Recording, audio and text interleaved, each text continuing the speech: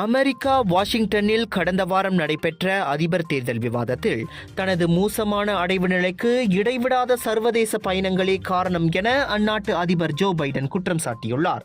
இது சாக்குப்போக்கு அல்ல, மாறாக விளக்கம் எனவும் அவர் குறிப்பிட்டுள்ளார்.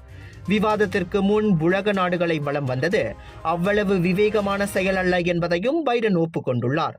நான் எனது பணியாளர்களின் அறிவுரைகளை கேட்கவில்லை, அதனால் விவாத மேடையில் கிட்டத்தட்ட தூங்கிவிட்டேன் எனவும் அவர் கூறியுள்ளார்.